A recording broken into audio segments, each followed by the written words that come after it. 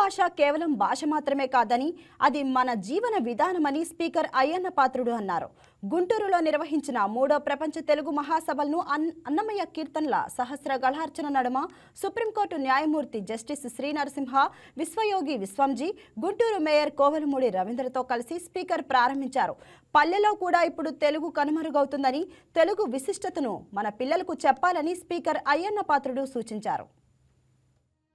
చాలా ఆనందంగా ఉంది. ఇంకేదంటే మన తెలుగు సాంప్రదాయం గురించి ఈ తెలుగు మహాసభలు ఏర్పాటు చేయడం, అందులోకి ప్రత్యేకం ఏంటంటే సత్యసాయిబాబా గారి సన్నిధిలో ఈ కార్యక్రమం జరగడం. రెండో ప్రత్యేకత ఏమిటంటే తెలుగుని దేశ విదేశాలకు చాటి చెప్పినటువంటి మహానుభావుడు ఎన్టీ రామారావు గారు కళా వేదికలో జరగడం. ఇంకో మూడో విశేషం ఏంటంటే పెద్దలు, ఎంతోమంది న్యాయమూర్తులు పెద్దలందరూ కూడా ఈ వేదిక మీద కూర్చొని ఈ కార్యక్రమాన్ని జరిపించడం చాలా ఆనందంగా ఉంది.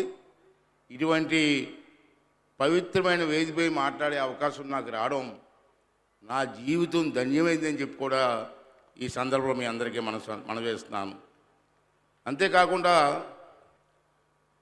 ఈ గౌరవం నాకు దక్కించినటువంటి సోదరుడు మా శ్రీనివాస్ గారికి ధన్యవాదాలు. ఇటువంటి అవకాశం సాధారణ అందరికీ రాదు. ఇంతమంది తెలుగువారి మధ్యన, మేధావుల మధ్యన మాట్లాడే అవకాశం ఎంతకొంతకు వస్తుందండి. ఏం చదువుతున్నారో, దేనికి చదువుతున్నారో, మన సాంప్రదాయం ఏంటో, మన పల్లెల్లో పూర్వ సాంప్రదాయం ఏంటి, సంస్కృతి ఏమిటో ఇప్పుడు పిల్లలు ఎవరికి తెలియదు.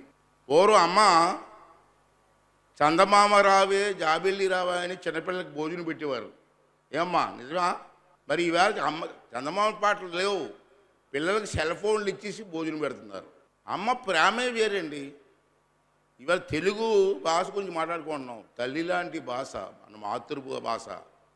దీన్ని అందరం కూడా గౌరవించవలసిన అవసరం ఉంది. మన పిల్లలకి దీన్ని చెప్పవలసిన అవసరం ఉంది. మనం చేస్తాను. తెలుగు కేవలం మాట్లాడే భాష మాత్రమే కాదు.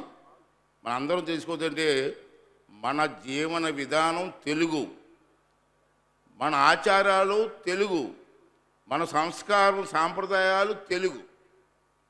ఇవన్నీ కూడా మన పిల్లలకు చెప్పాలి. మనం ఆ రోజులు పోయి పల్లెల్లో వాతావరణం మారిపోయింది. అంచేత ఇవన్నీ కూడా మళ్ళీ పూర్వంలాగా ఆ వాతావరణం తీసుకురావాల్సిన అవసరం ఉందని చెప్పి మనం చేస్తున్నాను. అమ్మ చెప్పే లాలిపాటలో తెలుగు ఉంది. మన పిల్లలకు తెలిసండి, అది నీకు తెలుసు. అమ్మ చెప్పే లాలిపాటల్లో తెలుగు ఉందన్నారు. అమ్మ చెప్పే కథల్లో తెలుగు ఉంది. పండగల్లో, పెళ్ళిళ్ళలో, పూజల్లో కూడా తెలుగు ఉంది. అలాగే ఇలా మన ప్రతి సంబరాల్లో కూడా తెలుగు ఉంది. నాకు చాలా గర్వంగా ఉంది.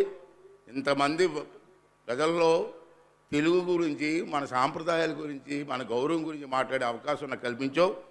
నీకు మనస్ఫూర్తిగా నీకు, మన పెద్దలందరికీ, కమిటీ వాళ్ళందరికీ కూడా ధన్యవాదాలు తెలుపుకుంటూ, Please subscribe to YK TV Network. Please subscribe to YK TV. Please watch YK News.